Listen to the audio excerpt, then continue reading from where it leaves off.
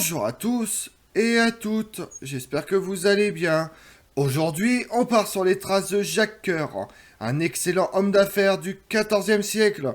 Sa puissance commerciale est si grande qu'il se voit remettre le titre de grand argentier de Charles VII. Mais face à son ascension fulgurante, certains jaloux sont bien déterminés à lui mettre des bâtons dans les roues. Vous voulez en savoir plus sur Jacques Coeur? Venez avec moi. Né à Bourges vers 1395, Jacques Coeur vient d'une famille originaire de l'Allier, qui s'est installée dans la capitale du Berry pour faire prospérer ses affaires commerciales. Son père a fait fortune en fournissant en fourrure le duc Jean de Berry.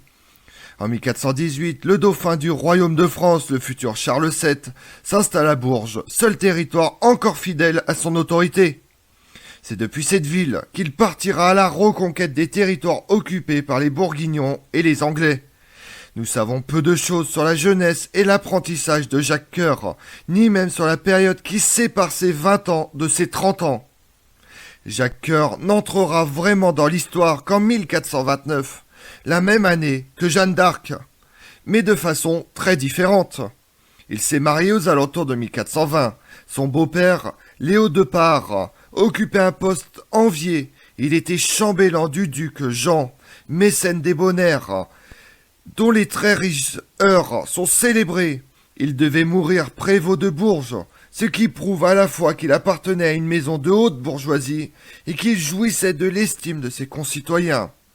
Il est donc permis de conclure que Jacques Coeur avait épousé ce que l'on appelle communément un beau parti.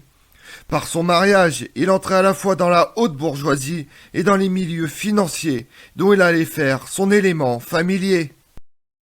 En 1427, Jacques Coeur s'était associé avec un certain Ravant le Danois, maître des monnaies à Orléans, Saint-Pourçain, Bourges et Poitiers.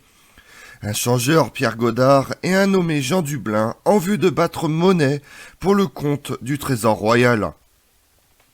L'entreprise marche d'abord, les monnaies portant l'inscription Charles, roi de France, Bourges. Les affaires prennent un tournant dramatique lorsque le jeune roi Charles VII, pressé d'obtenir plus d'expédients, devient de plus en plus exigeant, ce qui attire des ennuis aux associés. Jacques Coeur, après ce revers, décide de s'expatrier. Bourges devait, depuis longtemps, peser à cette imagination ardente, à cette soif d'action et de soleil qui était sienne.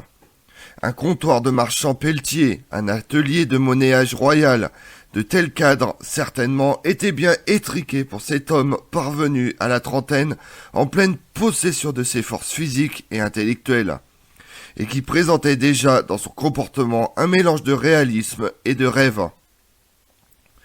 Cette étrange conjonction de volonté, de puissance et de sens des réalités qui allait se révéler comme la constante de ce curieux tempérament. En cet automne du Moyen-Âge, les seuls aventuriers étaient les marchands, les trafiquants, les changeurs, ceux qui troquaient l'argent de l'Occident contre l'or de l'Orient. Le drap contre la soie, la cire contre le nard, le miel contre le musc, les violettes de Toulouse et les roses de Provins contre les parfums d'Arabie. Bref, le pain quotidien contre l'encens.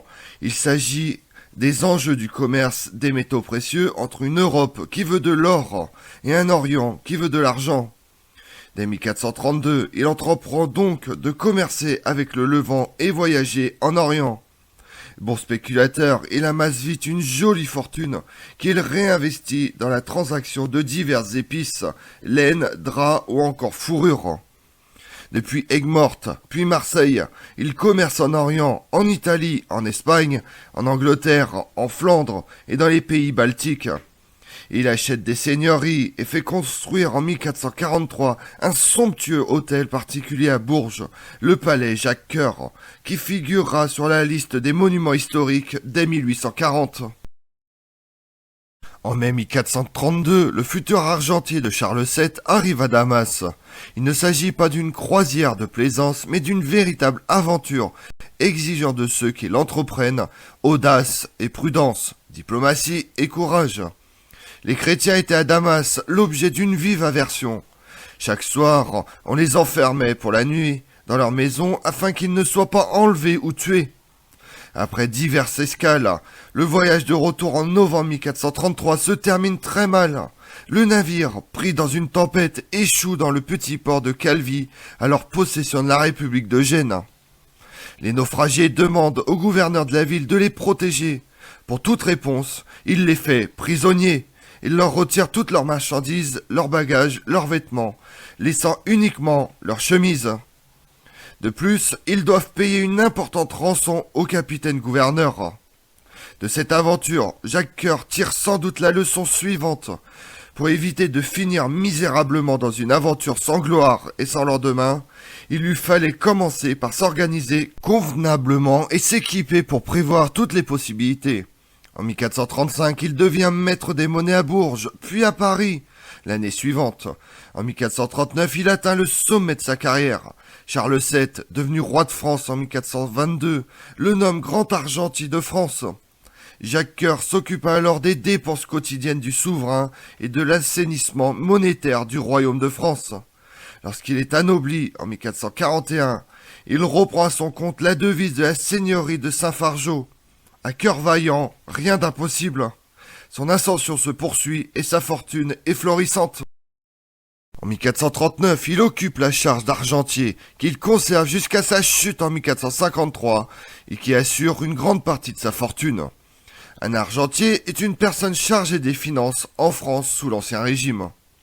Le titre d'argentier apparaît pour la première fois en 1317. Chef de l'argenterie, comptabilité particulière de l'hôtel du roi. Il était préposé à la garde des joyaux de la couronne et de tout ce qui concernait dans l'hôtel du roi l'ameublement et l'habillement. Jacques Coeur, argentier de Charles VII, le 7 avril 1442, a été le plus illustre titulaire de cette charge. C'était un acte d'anoblissement. Son rôle consiste à assurer les dépenses quotidiennes du souverain, ce qui le conduit à consentir des avances au trésor et à contrôler les circuits d'approvisionnement de la cour. Pour cette clientèle, Jacques Coeur dispose d'un certain nombre de magasins d'étoffes, de bijoux, de meubles et de fourrures. À partir de 1440, Jacques Coeur devient commissaire du roi auprès des États du Languedoc. Il est appelé à négocier le montant des impôts de la province et en tire un bénéfice personnel. Anobli en 1441, il entre au conseil du roi.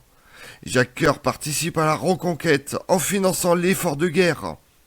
Profitant de l'envergure de ses affaires, il joue un rôle diplomatique à Gênes, en Aragon, à Rome et jusqu'en Égypte. Capitaine de nombreuses places fortes, visiteur général des Gabelles, il propulse son fils à l'archevêché de Bourges en 1450. Cette ascension suscite de nombreuses jalousies parmi ses collègues marchands à Tours ou à Montpellier, et parmi la noblesse de cour, qui lui doit beaucoup d'argent. L'influence de l'argentier est immense. Il a même gagné la confiance de la maîtresse du roi, Agnès Sorel, qui le nomme son exécuteur testamentaire. Mais sa puissance fait de l'ombre au roi et aux grands seigneurs, à qui il a aussi prêté de l'argent. Une cabale le fait accuser d'avoir empoisonné Agnès Sorel. Il est arrêté le 31 juillet 1451. Après 1 an et demi de procès, la sentence tombe le 29 mai 1453. Jacques Coeur est déclaré coupable. Mais entre-temps, l'histoire du poison a laissé place à une accusation pour malversation.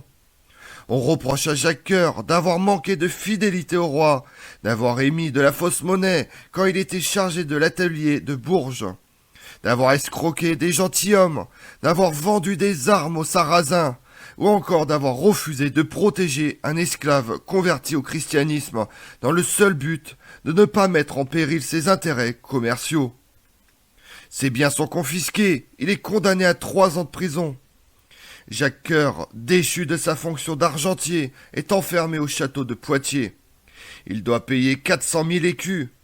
S'il échappe à la peine de mort de justesse, c'est en reconnaissance de ses services envers la couronne, mais aussi à l'intervention du pape Nicolas V. Il bénéficie en effet de la protection de ces derniers depuis leur rencontre au cours d'un voyage diplomatique en 1447.